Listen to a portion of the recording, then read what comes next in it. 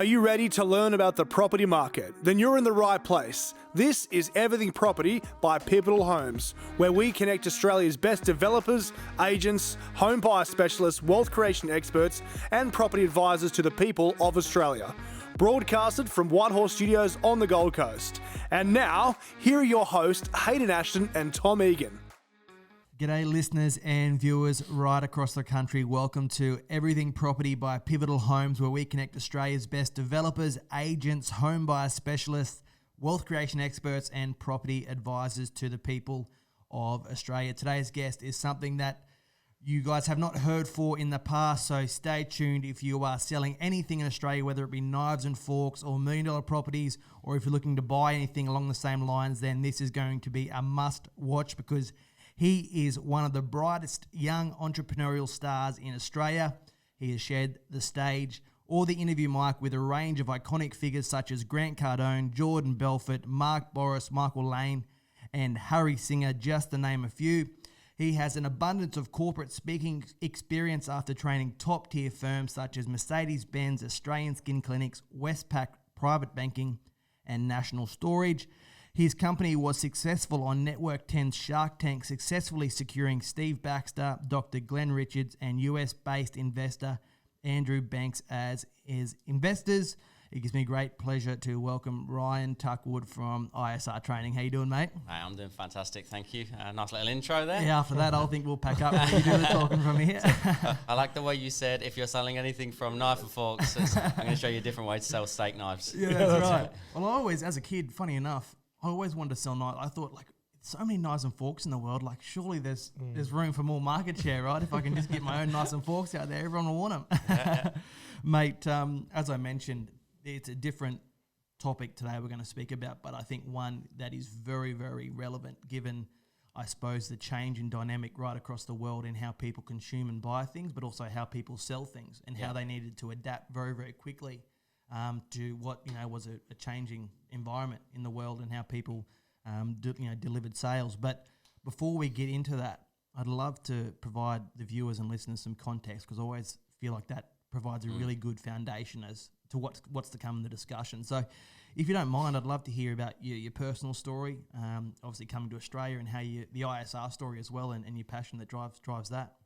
Yeah, it's probably been well publicised, but my background is not sales, and I don't know too many people that are born wanting to be a sales professional or salesperson. And if you did say that, you'd probably be chastised by your parents. But my background is actually engineering, so I was a mechanical maintenance engineer for 8 years in the UK. I talk about my quarter-life crisis at the age of 27, where I kind of got to the stage of 5 years in a relationship, owned a couple of properties, Audi TT, Siberian Husky, living the dream, if you were looking on from the outside. But I wasn't fulfilled. I wasn't overly motivated and inspired every single day. So there's a bit of a story in between, but I did decide to give it all up and jump on a plane. I didn't just leave my ex-girlfriend there. I did let her know that was happening. Jumped on a plane, moved over to Australia as a backpacker. Bit of a taster through Asia on the way through as well. Yep. Spent about 2 months through Cambodia, Vietnam, Thailand, Laos, and just doing what all good backpackers do, and we could dissect that in another interview maybe. And then I wound up in Sydney originally because that's the only place that exists in Australia when you're English. Yeah, yeah. And then I decided to travel up the coast, went to Cairns, and then travelled down. Finally got to the Gold Coast, which I now call home. Fell in love with it? I fell in love with it pretty much instantly. Yeah, I didn't know much of the Goldie. I obviously Surfers Paradise, and it was all by chance. I travelled to Cairns, and the aim was to work my way back down to Sydney and then live, work, and stay in Sydney. And fortuitously, a guy that I played football against, soccer, not even football with, in Leicester, in my hometown in England, he lived on the Gold Coast, lived in Broadbeach. And he saw that I checked in on the Gold Coast, and he was like, "Oh, mate, I live on the Gold Coast. You fancy going for a beer?" And I'm like, "Well, I don't know anybody. I'm just travelling for yeah, of course." So kind of didn't really know him that well at that point. We went to Fiddler's Green in Surfers, as you do. It was about 2 o'clock in the 2 o'clock in the afternoon. Went to 2 o'clock in the morning. It did go, that's why it finished. It actually did. Ended up there till about 2 in the morning. And then next day, met him and his missus again. And then he says, why don't you come football training on Tuesday night? So I went training with him at Broadbeach. He was playing for Broadbeach United at the time. Got there and it was full of Brits, and it just felt like home instantly. I've never told this story on podcast. And all of a sudden I'm like, this is pretty cool. I didn't actually know that many people in Sydney. So I'm like, why am I going back there? All of a sudden I've got a guy that's from Leicester. I've just opened up 25, 30 lads that are all of like mind. They're all the black sheep that have moved over from the UK. And I decided to stay for another week. Did 2 more football training sessions, lent some boots. Then they had a pre-season game. And one of the guys like, well, do you want to play? And I'm like, now I'm in. And then I got offered a job at Pack Fair working in a clothes store. Yep. And that was it. And before I knew it, I'm like, this is actually really cool. So never left. So there was a short spell working at Pack Fair, doing a bit of retail. My issue was to get a real job. As a backpacker, you can only work for one company for 6 months. So I struggled to find work, and I ended up winding up in a call centre. And I'm sure there'll be some listeners that can relate to that environment. It's character building, right? Yeah, absolutely. Exactly right. That's what they say when you're hating it. It's good for you, honestly. This will serve you well in a few years. And my job was $300 a day. I got paid $400 a week for the pleasure. And I had 90 seconds to find out if somebody had $15,000 to $25,000 in their bank account, which was pretty ruthless when you take an introvert kid out of Leicester who doesn't like rejection, doesn't like confrontation, and then you got people just abusing you all day, every day. So the story, if I fast forward a little bit, was I did that for roughly 3 months, and I was terrible at it. I genuinely hated it. It wasn't that, it's all right, I'll plod along. I used to get, I don't think I got depression, but I got a level of anxiety around picking up the phone. I didn't want to go in. I'd find reasons to send emails, or I'd be in the bathroom like 10 times a day. Yeah, that's right. I remember that as well. You just use any excuse to get out of that next call because you're like, this is just fucked. Is your phone line playing up? Is that just me? Exactly. Anything but pick up the phone, right? But I did it, and I wasn't very good at it. And I wasn't very good at it so much that it was on a whiteboard. There was a sales board, and I was 21st out of 21 people. And the crux of it was I got to the stage where I was actually sleeping in Broadbeach on the corner of Surf Parade and Britannia Avenue, a place called Crystal Gardens, at my 2 mates' house. They were both called James, and I was sleeping on their bathroom floor, and I had like 31 cents in my bank. Yeah, right. And this is the guys you met through football? I met them both at football. Yeah, they both played for Broadbeach. So they would have been defenders. They both were. James, you can do it. Yeah, James Fletcher is a big centre half, and Jimmy Hamilton's an Irish fullback. But they looked after me, and they put me up as best they could in a 2-bedroom apartment, and I slept in the bathroom, and I'm sleeping on a pool floaty.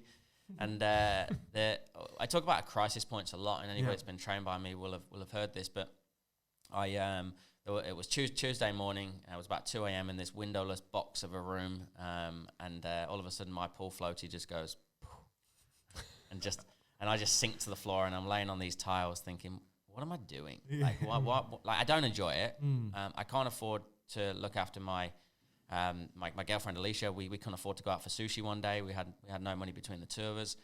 So the next day I quit. And the day that I quit literally changed the whole trajectory of my life because, as you guys know, the co-founder of ISR Training, Jack, he at the time was my sales manager.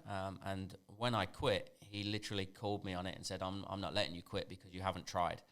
And what he meant was I hadn't truly tried to master the art and craft that is sales. And at the time, I definitely had a limiting belief that sales was a skill. I thought you were either born with the gift of the gab, and it was a natural sort of ability, which couldn't be further from the truth, by the way. It is 100% a learned skill. And he said to me, give me 60 days. He goes, for the next 60 days, I want you to fanatically consume as much information as you can around sales, negotiation, body language, emotional intelligence, behavioral science, of which I didn't know any of those words. And he said, if in 60 days you're still 21st on the board, I'll pay for you and Alicia to fly wherever you want. She's from Auckland. You can go to New Zealand, go back to the UK, go wherever you want, but go home or go away with your head held high knowing you gave it a really good go. And then as the story goes, 5 weeks later, not 60 days, I went from 21st to 1st, and my whole mindset around sales just went, wow, holy shit, this is just like engineering. there's a process, there's a formula, there's a system. And if you say the right words in the right order, in the right tone, people will respond in a way that you desire, which is a really dangerous and powerful skill to have. But it changed my whole perception. 18 months later, I was running that company, 47 staff, and I did $334,000 in commissions. And I'm like, oh my God, this is like, forget the money. It was impact. I was able to like send money home to my parents. My dad's been sick for a long time with cancer. I was able to support them and pay for their rent. I could never do that. I could never send them money home before. And that's when I realized that there must be more people out there like me that are ready to give up on this industry because they feel that it's a natural skill, not a learned skill. And that's where in 2014, Jack and I broke away and created ISR Training, I guess. And that's, I mean, we spoke about it briefly off air, and you know, a lot of people will come to you and say it doesn't work, or you know, it's a natural ability. But you can sit there and look at them in the eye and say, look, tell that story. I was 21st on the board. This works. I can actually show you. I've been there. I've been down the street whereby you think you're useless and you want to give up and it's not for you. But there's obviously a way out of that. Yeah, it's I guess that's why it's a passion, right? Like there's I own a hair and beauty salon, as you guys know. Jack and I co-founded a real estate investment company, and whether I should say this on this podcast or not, the real estate side I didn't have the passion as much. Like I think real estate is a fantastic investment, but from a training perspective, that's where I get my buzz. And I think it's because of what you just said there. I'd been through it, and I'd lived, and the amount of people that come to us and say, oh, but Ryan, I don't want to be a salesperson. I don't want to be a cheesy salesperson. Good. That's what we don't want to create that either. But you give us, well, it's not even 60 days. You guys have been through the 14-day challenge that we created. Give us 14 days and let us show you a different, more authentic relationship-based approach to communicating, and we'll all accept that we're all in sales. And when we accept that, you can maximize every opportunity and maximize your potential as well. And ISR, it started off as sales and recruitment, and it's now sort of mainly focused on the sales training side, correct? Yeah. So we, Jack and I had obviously coached a lot of people internally at the old business, and Jack previously owned businesses before I did. And we'd realized one of the biggest wastes in companies is recruitment. There's a lot of people come in, you spend time training them, you buy them computers, phones, you give them leads, and all of a sudden they quit after 2 weeks. Oh, we've been there. You guys know this. And it's painful because you're like, oh, they had it. She could have made it. Yeah, that's right. But they didn't see it. So our ability as a leader is to sell them that you can do this, but we have to manage their expectations. So Jack and I had this idea that, there must be other businesses that are struggling with recruiting staff and retaining staff and getting them to reach their potential. So why don't we create a sales training company that trains job seekers, anybody, even if you've got no sales experience, and then we'll place you into the business. So we were a non-for-profit recruitment agency for 2.5 years doing that, and we placed 2,500 people into work. The cool stat that came out on Shark Tank was that we worked out just before then, we saved the government over $17 million in Centrelink payments by keeping people in work. So it was, all right, I've got Hayden, he's got no sales experience. I'm going to give him to Tom, he's going to put him into work. Mate, how much does it cost? Nothing. Doesn't cost you a single cent. We'll put you into work. Hayden's going to pay us $99 a week out of his wages for the first 10 weeks if we can keep him in there. If we can keep him in for 10 weeks, I know that he's going to be a long-term employee for you. So we gave you ongoing online training as well once you got the job. And what it then did was you'd then go, bloody hell, you took this kid who's got no experience. He's now our number one performer in 10 weeks. Can you train the rest of our company? And that's how we made our money through corporate training. Yeah, wow. And then once the Sharks came on board in 2018, they just looked at our model and said, you've got enough validation now to go out as just sales trainers. You don't need, because it was time consuming. We'd be working till 8, 9 o'clock Friday night, Saturday mornings, placing people to go and work on the Monday. When we just didn't need to be doing it. So we made a shift just to being a sole sales training company, which has been one of the best decisions we ever made. And you mentioned Shark Tank, and I think even at the time, it was all over social media. It's probably one of the most watched, little snippets of Shark Tank, in what I can ever imagine anyway. Tell us how that's been. Obviously, you've got Steve Baxter, Glenn Richards, and Andrew Banks as investors, but also partners. That's obviously been a massive eye-opener. as well. Just lessons every single day. And I think if you go into it for the money, then you're not going to get the lessons. Yeah. And we never, hopefully this comes across right, but we didn't go into it for the money, which I actually said it in there. I said, Steve, we're not in it for the money, which he said, don't ever tell an investor you're not here for our money. You're here for our money. Say, call me on it. But the reality, we wanted their mentorship, we wanted their guidance, and they've been unbelievable. I remember Glenn Richards said two things to me straight after they stopped filming. So we're in there for like 2.5 hours, and you only see about 12 minutes on TV. We walk around the back, and I'm thinking, well, did they just give you some cash? I'm pretty naive to the investing world. And he said, Ryan, can I ask you something? I was like, yeah, fire away. He goes, do you think you work hard? I was like, yeah, I think I work really hard. He went, you haven't even started. And I was like, oh shit. And then he said to me, can I tell you what my job is as an investor? I was like, yeah, please do. He said, my job is to challenge your thinking and to raise your line of sight. So he said, I'm not going to tell you what to do, but I'm going to challenge every decision that you make. So you question yourself and you make the decision from an educated perspective instead of an emotional one, because you're the business owner. So I'm going to be non-emotionally attached to this business. And he says, I want to stop you looking down and in and get you looking up and out. And that's exactly what they've done. So if we look at it from a macro scale, they've taken us from a localized Southeast Queensland business that had a few clients in Sydney and Melbourne to being an international brand that coaches across 5 continents within the space of nearly 2 years. So has it worked? Yeah, they've been amazing for us. And as I said to you guys just before we went live, they've now increased their stake in the business as well. So they're more committed than ever before. Double down. Yeah, that's awesome. And I think like you made a good point, even though, you never tell investors it's not about the money, but for us, Tom and I have had those opportunities too, where there's, lucrative offers on the board or all these sort of shiny objects to go and chase, and it always looks better from the outside. But having that mentorship, which is why we're so happy at Pivotal, is because we're like you are getting mentored by what I think is probably, Michael, the owner, one of the best in the business, and being able to learn firsthand and challenge those decisions. Like, is that the right thing to do? Or should we be doing this? And having that mentor is so important. Yeah. And often you go, yeah, it is the right decision. Yeah. And we spoke about this before as well. Sometimes the advice they've given us is just validating the decision we were going to make anyway. Yeah, correct. But we just procrastinated or sat on that decision for so long because we haven't been down the road before. Whereas they can go, hey, just so you know, Ryan, we did that 3 years ago, or I did that 5 years ago, and it didn't work. But I'm not saying it won't work for you. I'm just saying it didn't work because we did it like this. So if you are going to do it, make sure you don't do that aspect. Make a subtle change pivot or something like that. And as the company grows, we're constantly looking at structures all the time. But like you said, sometimes we're like, oh, that could be a good idea, but we don't do it. Yes. And then when we speak, we finally actually talk up about it. It's like, actually, that's a really good idea. This podcast it's like is we a just prime didn't. example. Yeah, we just didn't ask a question or get some advice, and then it validated the idea, and it's like, yeah, we should be doing that. Why wouldn't? Yeah. I think that's mentors in general, though, right? I've got my public speaking coach, Harry Singha. I think you referenced him at the start. So he works with like the best in the business: Tony Robbins, Robert Kiyosaki, Brian Tracy. Like shares the stage with everybody. And he explained mentorship to me really well. He said there's 3 things you got to look for in a mentor. So firstly, you need to find somebody that's walked the exact road that you want to walk. So you need to have a clear vision of where you want to go, and you need to find somebody that's been there before. So we wanted an international business.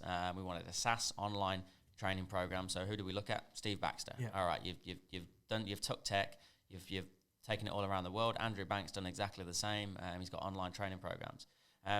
Then you need, the second part is you need somebody that can actually train you, because it's all well and good that they've actually got the knowledge and they've done it, but there's a lot of leaders out there, they can't impart that knowledge. So they don't know how to educate you in a way that you learn. And then the third part, which is probably the most important one, is they need to be able to teach you with where you're at in your journey, not where they're at in theirs. So there's also a lot of successful people that are 25 years down the road, and they're telling you to make decisions on business decisions they made last year, which is 24 years ahead of you. So they need to be able to recoil all the way back to what it was like for them in year 6 and go, okay, well, this is what we did. And that's a tough skill as a mentor. And I think Steve, Andrew and Glenn have all got that ability, which we're very fortunate to have for sure. And I mentioned there you've worked with some very iconic figures, Grant Cardone, Jordan Belfort, those sort of guys. I mean, lying on the bathroom floor in 2013 or 2014, if you said that to yourself, you would have just been like, mate, you're off your head. There's no way that's going to happen. I had this conversation with Chris Blackburn's our head of partnerships, and we were driving back last night, and we actually had this conversation. When's this going to be released, by the way, before I start my next sentence? In about 2 weeks. I might be cutting it fine. All right, so yesterday, it's not officially signed off, so I might be very careful how I sentence this. But 3 weeks then. We want to hear it. So I had a conversation with one of the biggest events companies in the world yesterday. You might have referenced one of their names earlier on. And so we're about to partner with those guys and one of their biggest speakers in the world who does events in front of 20,000 people digitally, and he's got one coming up very soon. So we're driving back with Chris yesterday, and he goes, do you ever think, he said 2 years ago, because it was before Shark Tank, he says, do you ever think 2 years ago that we would have Steve, Andrew and Glenn are doing a summit for us? You sit there talking with Grant Cardone, you do I was MC for Jordan Belfort, 2,000 people in Sydney and Melbourne, and then we're about to partner with XYZ. I was like, no way. Like you can't imagine that. But I guess that comes back to your mentorship, right? We've never made decisions so quickly as a business. Now, this is another thing from Harry. Harry said, don't train to be ready. Don't train when you're ready, train to be ready, right? So I was constantly training when I was ready for an opportunity. So I would go, all right, now I'm ready to expand into Sydney. Now I'm ready to expand overseas. That would never happen. You won't wake up and go, I'm ready to be a dad. Okay, I'm ready for no sleep for the next 2 years. Like nobody ever does that, right? But you can train to be ready when that opportunity arises, and that's what we've started to do now. I'm like understanding lots more about business, empowerment, management, leadership. I study way more on emotional intelligence and behavioral science as opposed to sales, so I understand people better, and I'm a better decision maker. And it's been no coincidence the speed of which our business has grown. So the idea of partnering with who we're, fingers crossed, we're going to partner with, that was just like I'll ask. I'll just reach out and see if there's an opportunity. Exactly right. Whereas before, I would sit on it.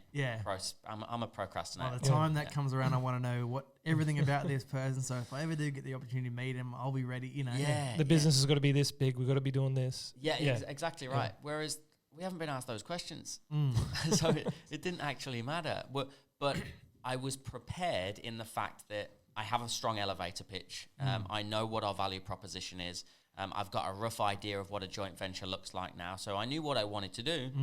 I spent some time talking to the investors and a couple of my other coaches going, okay, well, if I was to approach you with this, what would you ask me? So there's a little bit of prep in that regard, but then just ask and just pick up the phone and have a conversation, because everybody's a human being at the end of the day. We all have that in common. And all they can do is say no, and a no is a not right now. And luckily you did the call center because you set up for it, character building. And I said that in jest earlier, but I'm super grateful for 300 dials a day and 298 piss-offs a day. Absolutely. Like there's no rejection that hurts anymore. Like no matter what it is, whether it's your missus or whether it's someone on the phone, like no's all good, because I know that the next time I ask, it might be a yes. Yeah, I mean, you guys would have experienced this as well. Like in the call center that I was at, it wasn't, we weren't on computers. It was coming in the morning, I'd have 100 leads on a piece of paper. Then lunch break, I'd have another 100, and then late afternoon, I'd have another 100. There's my 300 over the course of the day. And if they told you to piss off, that would then go into a box on the floor, and that's a dead box. If you run out of leads in a week, all of a sudden you go into the dead box and you look at it and you go, Tom, he's a dick. You go, I don't really want to call him. But then they wash the data, and then you get the same name again, like 12 weeks later, and I've closed those people on the fourth call, like 12 months later. So no one's ever dead. No. It's just a not right now, or your intro wasn't sharp, your pitch wasn't on point, you didn't get a connection with them, or you just got them on a bad day. And that can happen in any industry. And that's right. People have their lives, and it takes something, as little as, they got bloody wet by a sprinkler driving, walking to the car or whatever, and there's no way you're going to close them when they've just saturated and sitting in their mood. I'm a buyer, right? And I appreciate a good sales pitch. And I appreciate you trying to find out about me, wanting to build a relationship, build a connection, although don't mistake rapport being the same for everybody. Rapport is different to different people. But I've got, I use this as an example. We're looking at putting a a plant wall in our office. Apparently, it builds great culture. I don't know. It's going to drive revenue through the roof. That's what my team tell me. So, and I got somebody out for a quote, and I'm like, just fire me over the quote, which you should never do, by the way. That's a whole different story. And they sent it over to me, and I want this plant wall. Like, I'm ready to invest in this wall. Never followed up with me. The only time they rang, I was literally carrying my son out of the car into the house, and I'm like, mate, I actually can't speak right now. And he never followed up with me. Yeah, call me back. No. They've done me a disservice. Now every time I walk in my office, I look out into the call center floor, and there's no plant wall, right? And let me put this into perspective for you. The reason I wanted this wall was to create a creative space for my creative team. But I didn't want them going out of the main. It's an open plan office. I wanted them being on the same floor as the sales guys, because the more people out there, the more energy. Motion creates emotion, blah, blah, blah. So every time I walk out there, and my creative guys have had to leave that floor because they don't have a little designated area because they want privacy, you're losing productivity for my company. So you're costing money because you didn't dare call me back again. How dare you? Yeah. So it's costing me more money because you didn't have the skills to sell to me. And I want it still. Please call. I still do want it. If you're watching, who wants the plant wall? Yeah. Oh, no, they know right now. Yeah, right. So did you eventually have to call them? Yeah, I did. That's what you had to do? Like, look, I actually want to go ahead with it, but no one's contacted me. Yeah, but I don't want that guy getting the commission for the sale.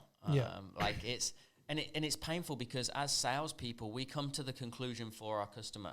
We have the what ifs. What if they say this? What if they think it's too expensive? What if they're not ready? What do I do? Pick up the phone and find out. Yeah, that's right. Yeah, just ask. Just ask. Because that on a macro level is exactly what's happening with some of our JVs and our partnerships. And as you said, the podcast. Yeah. How long from making a decision to do it did it take you to actually get started? I bet it wasn't long. No, we'll hear the next week, I think. Yeah. It was just like, let's just start immediately. And what are we going to ask? Nothing. Just have a chat. See how we go. Mate, let's talk about, a little bit more about the real estate stuff, but let's focus in.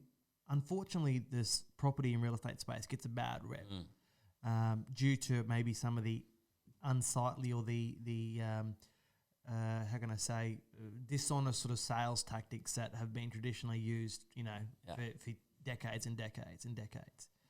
How is ISR, I suppose, taking what was, sort of maybe some grubby operators in the space and, that work off high pressure, and if you don't buy this today, you're going to miss out and you're going to be destitute for the rest of your life. What's your sort of take on that, and how and why should people be changing the way they're selling people? I think the easy answer is to say that the market's more educated than ever before, right? We're a sophisticated buyer. Companies like mine will put out video content telling the market how you guys are going to sell to them. Like, we're going to give you the tips that we teach you. We tell the market, right? So we're transparent by nature, and people want that transparency. You go into a restaurant, you see an open plan kitchen. I want to be able to see in. I want to see the chefs cooking for me. I want to know what you guys are doing from start to finish. But I think from a sales perspective, this is why I like working with people in real estate, because the industry is tarnished, and the sales is tarnished, right? Yeah. Sales as a whole, but then there's real estate and there's car salespeople that kind of really get it Cop bad. it, yeah. And I think the first thing we need to do as an agent or a broker is accept it, and own it. It's a stigma which is rightly delivered, because as you said, there's lots of people that have done it the wrong way. What I like to think about COVID right now is it's going to weed out all of those salespeople, because people aren't making decisions as quickly as they were anymore. Yeah, still making decisions. I'm not saying the market's not buying, because they bloody are. Yeah. But I think the grubby operators now, the ones that were just high pressurized, they're going to lose out to the people that are genuinely building relationships. So for me, it's about helping the salesperson firstly understand that, hey, there is another way. Like, you don't have to sell like this. I got trained to sell like that. Yeah. Urgency, scarcity, limited numbers. If you don't do it today, or if you do it today, we'll give you a discount and all of that. Like, you're discounting your price, to make a quick buck right now, increase your chances of buyer's remorse of somebody anyway, and lose out on a lifetime value. Because once you've sold somebody at a discounted rate, you'll never sell them at full rate again. Correct. Which is crazy. So from my perspective, I think it's just showing them that there is another way, and going, hey, stop stop being condescending to your market. They know, trust me, they know what you're doing. Jordan Belfort made a movie about it and gives you all the lines that this sounds like the perfect fit for you. Does it really, when you've not really gone into a deep dive? So what I encourage people to do is stop looking for sales silver bullets and language patterns that are going to get everybody that's closable. It's another line that I hate.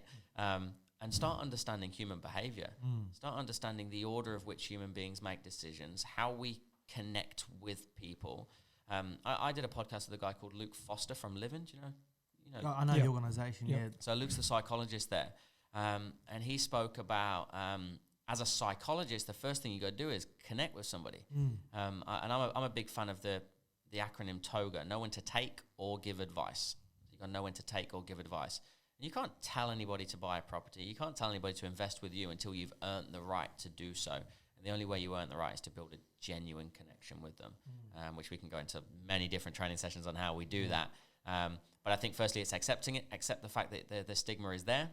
Don't try and dismiss it. Bring out the white elephant in the room, and then back up why and how you're going to change it. And we do that by actually connecting with people on a real level.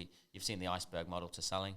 So getting under the surface, primary, secondary, tertiary level questions, and getting to an emotional connection, not a logical, this is going to be your retirement sale. That I don't think that quite cuts it anymore. No. As you said, people are so educated now. Like you cannot, if anything, if you're selling dishonestly, you're obviously a pretty good salesman because the client has so much tools and information to be able to call you out and call your bluff and bullshit. If you're selling something that doesn't do what it's meant to do, there's probably going to be someone on the internet who's bought it before and has written about how it doesn't work. It's lazy as well, though, right? It's easy to lie. Yeah, it's very easy. It's easy to say, "Oh, you got two kids." I got two kids as well. No way. I've got 3 properties in this development. Oh no, the growth rate here, unbelievable. It's really easy to do that. It's lazy to do that, but the industry can eat you up and spit you out very, very quickly. And when the market, and as it keeps educating, it's not going to be a career for you. It's not going to be sustainable. And if it is, you're constantly looking over your shoulder. If you're having to lie and fabricate things, what sort of life is that? That's right. And you continually, what have I told this person? What have I told that person? And sooner or later, as they say, the truth will set you free. And Australia's small. Like, I mean, if you're selling in a localized area, say you're just doing Southeast Queensland or just one area of Southeast Queensland, it's incestuous. People know each other, right? And they'll soon find out if you're blagging. So the challenge there is you might have the same stock as everybody else in the same area as everybody else, and your company might have been around for the same amount of time. And we talk a lot about the 300% rule of value. So sell yourself, myself, the company, and the product. If the company and the product are identical to your competitors, the only differentiator is you. So sell you better. And that's the biggest tool that we have. Yep. I personally, I actually really resonate with that. And that's what we tell our guys. Like, at the end of the day, people, whilst the product's going to be good, but we got to face the facts that there's 10 to 15, 20 other really good builders out there. Like, there's some really good builders doing really good jobs, just like we do. But the difference is that they don't have me, or they don't have Tommy, or they don't have you, Joey.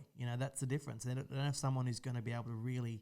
People want to. I always like to have fun with my clients. I pick up the phone and I'm like, "Yoo, how are you, brother?" Like really have that fun because that relationship's so deep now that people are interacting with me and we're doing business together because they genuinely have fun talking. And doing business. Google did research earlier on, or late 2019, released early 2020, to suggest that people aren't buying on price anymore. No.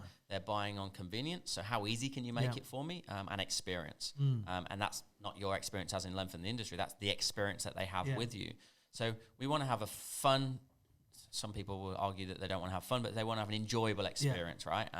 And they want you to make it as easy as possible. But even from a broker's or an introducer's perspective for you guys, I imagine if I was making sales on your behalf, selling your stock, and then fabricating the truth to the buyer, and then they come through to you, you're just putting out my fires on the back end. Absolutely. How quickly are you going to sack me off eventually? Like, there'll be, and that happens, mate. And that's, I think, one of the reasons why we wanted to link in for us personally training, which we're about to do, but also I suppose allow that avenue to introduce yourself to some of our introducers as well, because there's a better way of doing it. Like, you don't have to lie or make up something or tell them, yeah, that'll be fine, even though, and that's tomorrow's problem, because you might not have to deal with it, but we do, you know, and that's why it becomes so frustrating when you're about to hand over the keys or something and the client's like, well, such and such told me that was going to happen. Well, that's not how it works. I think they're a lot of the time desperate, and especially if they're an early, you know, a new company or they're only 6 months around, they're just so desperate to get the sales, so they fabricate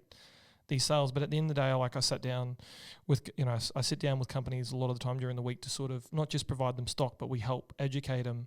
You can do this better. You can have a better success rate, a better fallover rate. You can, you know, deliver a lot more to your clients long term. So when times get tough like COVID, you mentioned before with relationships, they come to us and the clients are ready to buy again in 2 years' time because you looked after them. But now the monkeys get shaken out of the tree because they haven't looked after their clients.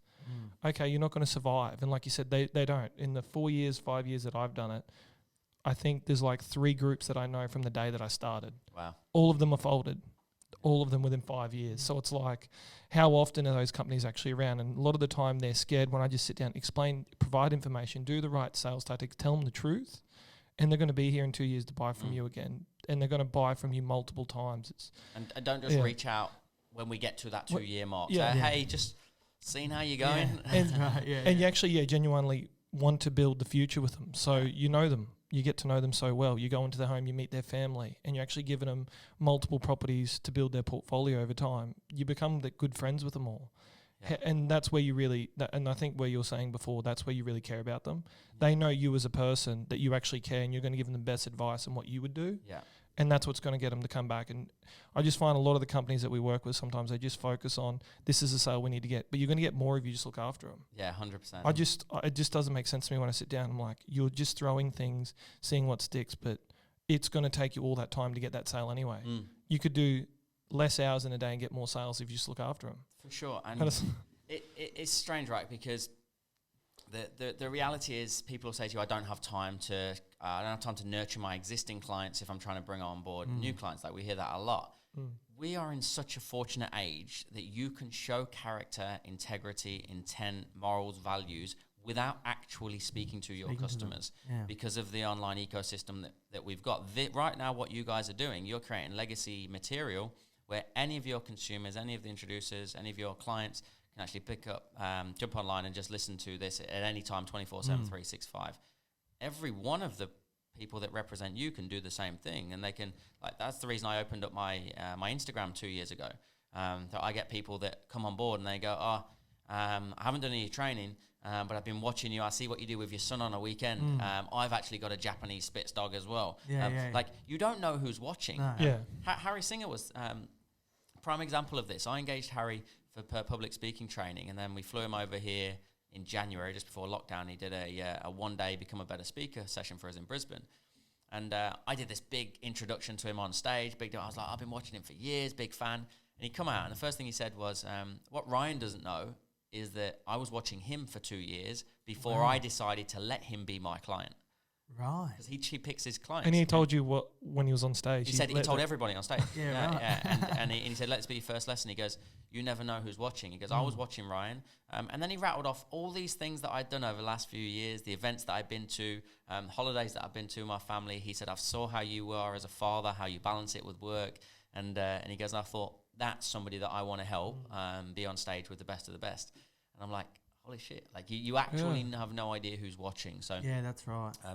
Just if you're an agent right now and you're going, but Ryan, I like to keep my private life private. That's fine. But there is an agent out there that is comfortable putting themselves out there, that has the exact same stock as you, and I guarantee the prospect is choosing them. That's right. 'Cause they're buying people, aren't they? Yeah, 100%. They're buying into you personally, not not the product. If you look at the sharks as another version of what we just spoke about there, with looking after your not over promising, like we didn't get any referrals off them for the first few months. They just wanted to see how we kind of worked, and then we got pretty big brand referred to us by Steve. He said, I'll give you one, let's see how you look after them. We got them great results, and then Glenn gave us one, then Andrew gave us one, and now the floodgates have opened. So every month when we do our shareholders report, the final thing on there is, who do we want to be introduced to, and then they just do an email connection. which makes life a lot easier, right? And when it comes from them. Yeah. But it wasn't like they're just going to keep giving it us, and you guys will be the same. You're not going to keep giving us your stock if we're setting you guys up for more work on the back end. And they were the same because it's their reputation. Yeah. So just look after people. Yeah. It's not It's not hard, is it? And how, like, what are the big differences to sales 10 years ago to sales today? Obviously, we spoke about the education side of things, but is it, I mean, we're sort of in our own bubble, so we only really know what we do in terms of our sales techniques. But is there still a big, do you think, I suppose, the Swish methodology is becoming more and more popular? Obviously it is, but do you think the high pressure sort of stuff is starting to weed out a little bit as it becomes less effective, I suppose? I like to think it is. Yeah. I think we're probably a little bit blinkered because we see people in our network and we talk about it all the time, but I'm still out there researching every other course, doing every other course out there on the market. And there's still lots of it that are, okay, where can you build in some scarcity? Where can you, and I get that, like human beings respond to that as long as it's authentic. So I think it's changed digitally. It's changed with our ability to educate the market and put content out there and show people how good you are, not tell them how good you are. So we can get people coming to us and buying on one phone call, but they might have been following us for a few years and consuming. You guys are a prime example of that. We've known each other for what, 2 or 3 years? Longer than that. 3 years since Cordwood first started. And you're now only just coming on board as clients. Yeah. So that's taken 3 years of, hopefully there's been no high pressure sales going on, otherwise this whole thing backfires. That's right. You haven't stopped calling me. Elegantly. So it's can you constantly add value to the market? So I like to think that it's changing, but there's definitely still people out there doing some underhand things. But again, it depends how you want to go to bed at night, because these skills are dangerous. They're like this. Jordan Belfort, say what you want about him, and I say fortunate enough to share the stage with him in February, not because of the person that he is, because of the audience that he had. So I get questioned a lot about that. Why would you associate Swish with Jordan Belfort? For me, it was an opportunity to stand in front of 1,000 people 2 days in a row who maybe think that sales can only be done one way.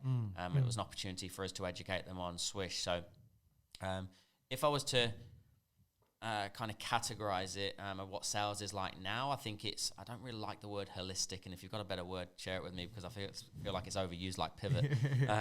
But it's definitely a more rounded impact of training somebody. So Swish firstly is a method, it's a mindset. So it's selling with integrity, selling honestly. So your job is not to make a sale, your job is to find out if a sale should be made. That's all your job is as a professional. So stop going in with a preconceived idea about what you're going to sell. And then we broke it down into 5 different sections to create world-class sales professionals, not just salespeople. The first S is state of mind. So getting your headspace right first, because it doesn't matter what material you're consuming, doesn't matter who you're sitting with. If you're in the wrong headspace, you're in the wrong mindset, that's no good. People pick up on that instantly. Energies, right? We have mirror neurons firing off all the time. The W is winning first impression. We know you've literally got 1.5 seconds face-to-face. You've got 4.5 seconds over the phone. So how are you mastering that winning first impression? The I is identifying all different personality types. So how do you communicate with people from all walks of life? And we do a lot of personality profiling, emotional intelligence. The second S is securing clients for life. So the business end, the closing of a sale. So how do you actually get somebody to go from motivated to buy to becoming a buyer? And the final one, H, which is really being well received on a corporate level, is harnessing a world-class culture. So how can you create that working environment that is conducive to a productive sales force? Plant walls. Because that's like on that, in terms of a team, like even in the call center environment, there's the culture in sales that someone else's success isn't a good thing. Like if you're not, if you're having, Bob sit beside you and he's beating you in sales, instead of patting him on the back saying, "Good work, Bob," you're saying, Bob's a bit of a wanker, isn't he? He's getting all the good leads. Yeah, that's right. Yeah, exactly right. So there's that culture in sales that I've found through my experience that it's a tall poppy syndrome sort of type thing. If someone's doing better than you in sales, you try and, not us, but traditionally people try and bring that person down in whatever way they can. Instead of going, Bob, can I sit with you for a week? Can I sit by you? And what are you doing different to what I'm doing? And it's Because it's lazy. It's easier to look for negatives in somebody than to sit with them and learn for a week and understand what they're doing right. And it might be just one little minute change, and that's why, not playing down what we do, but when we go into people's sales processes and I get to sit down and listen to one of your consults, it's really easy to actually dissect and go, do you always say that? Yeah. You always say that word there. You go, yeah, I've always said that. I go, just move it there. The word's not wrong. Where you said it was wrong. And it's like literally instantaneous. And this is where I get a real kick from sales training, because it can be same day results. On the kind of similar to what you just said there, Hayden, I won't name the company, but there's an organization in WA that I coach. And I mentor the owner of the company, and he rang me. He said, Ryan, I got a problem. He said, my top sales guy is causing issues for everybody else in the office. And he's the top salesperson by 60%. He brings in 60% of the revenue. There's like 5 staff, and he's like, I don't know what to do. Rock and a hard place, isn't it? And I guess most people might have been there, right? It's like having the best footballer in the team, but he's an absolute pain in the ass.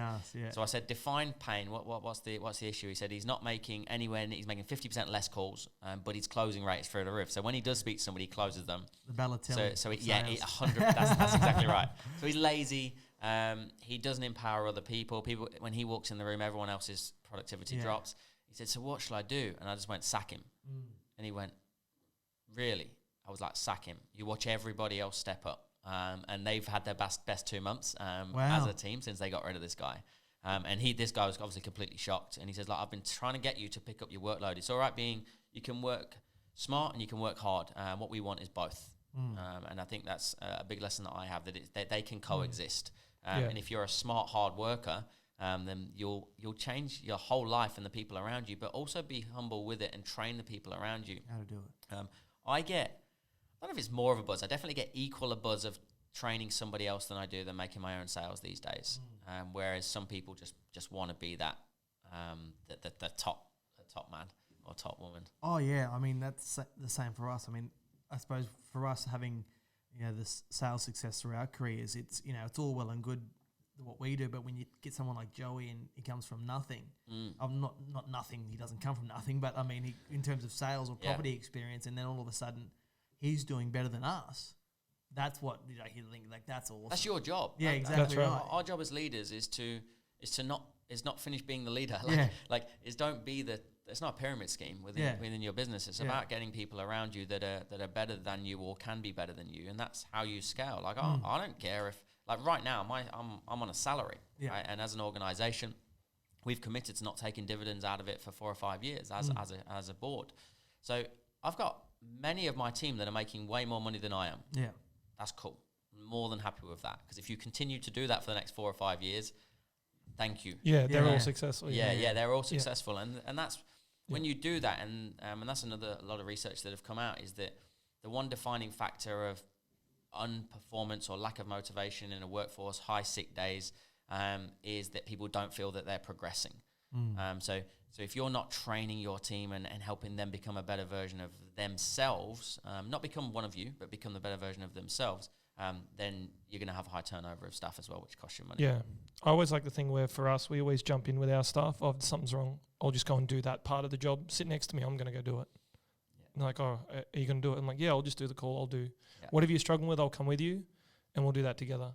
And then they master it as well. It's like not being scared to go, I don't do that anymore. Yes. We just go, we'll go do that. We've got no problem. I love going and doing that. Like, even picking up the phone where you said doing calls, we just love. I'll call a random. Let's do a cold call. No problem at all. It's a tough one with that, because there's a balance of it as well, right? There's a balance of I'll show you or I'll shadow you and give you feedback, and I think we need a nice balance of the two. But people need they need guidance. But what a lot of managers, not leaders, will do is take over. And just do it for you, and they'll go, see, that's how you make a sale. Come on, mate, wasn't that hard, was it? Yeah, of course. Notes? It's so much easier when I go, hey, mate, listen, I'm the head of sales here at Pivotal, and firstly, I want to apologise for Tom if he's done anything untoward. Have to do play all right. I've heard the calls. Of course it's easy. Like I jump on, I'm the face of.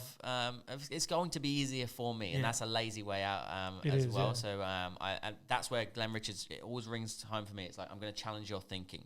So what could you have done better there? Okay, well, let's try that. And sometimes, this is a bit counterintuitive, but sometimes you got to let them make another mistake.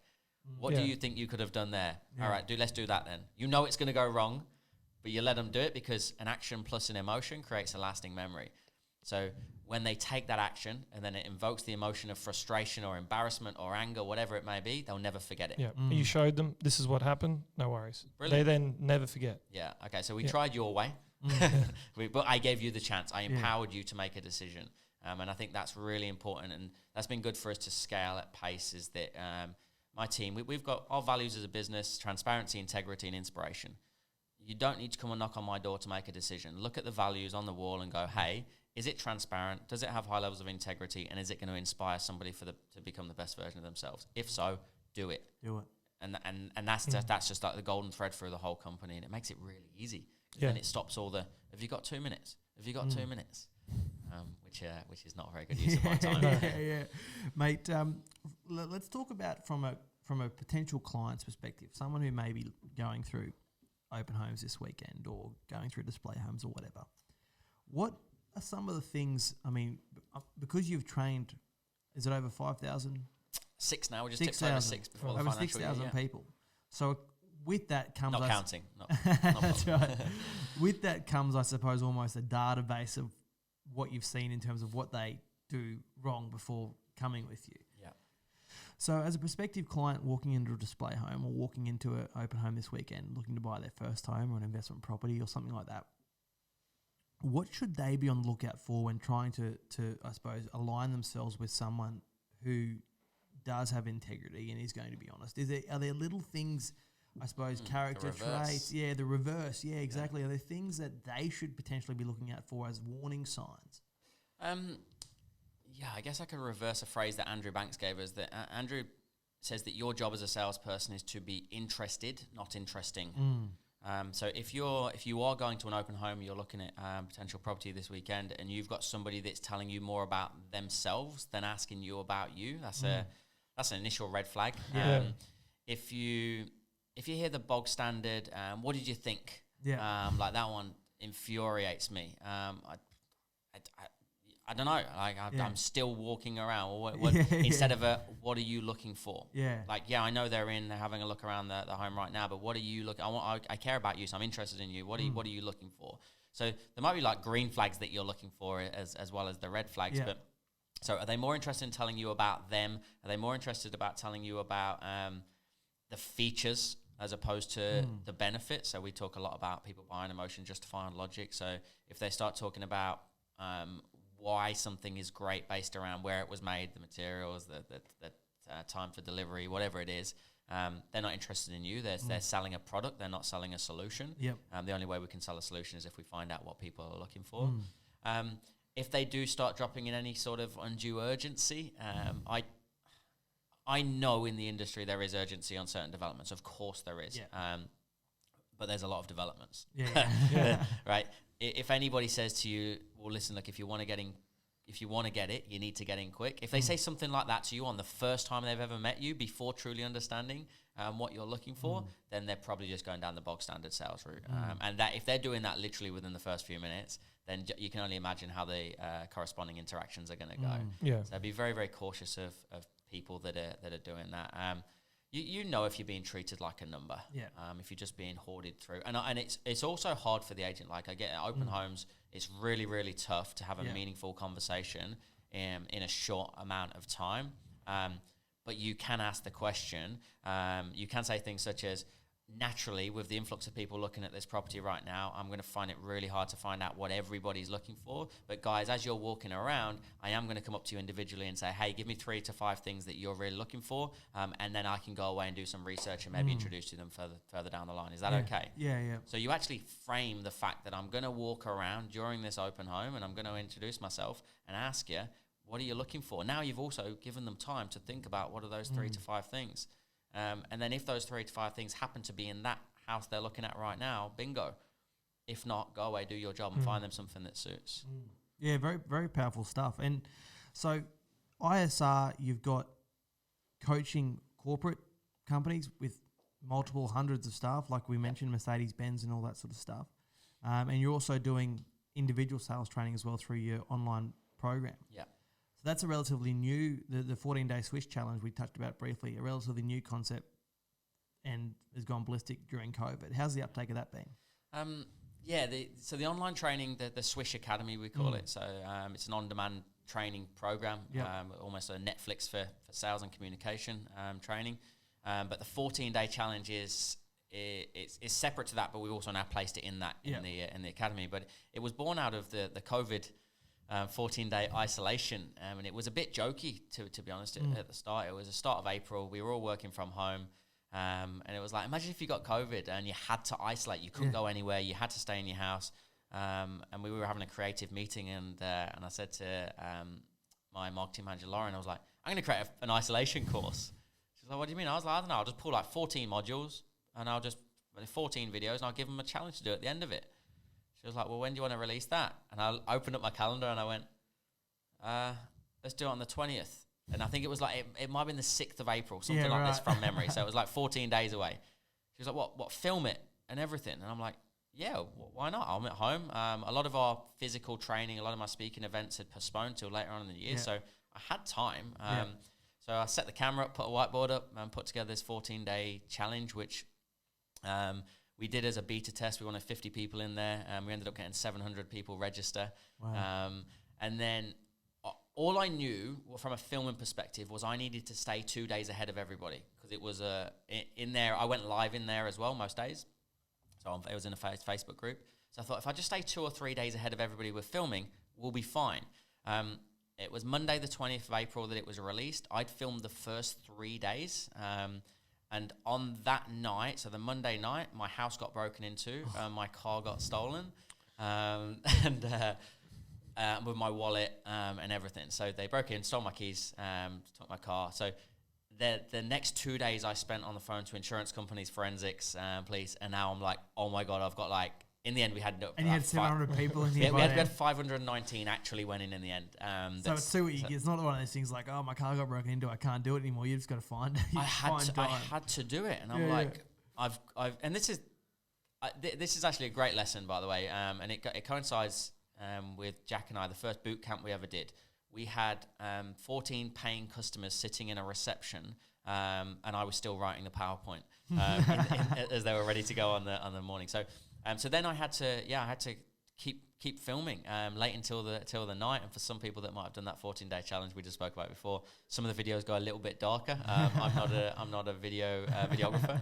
But it went crazy. It created a tremendous funnel for us of, again, showing people how good we are, not telling them how good we are. So just a bit of a taster to online training and the benefits of digital training, repetition, accountability, rewind, download documents, watch the video over and over again.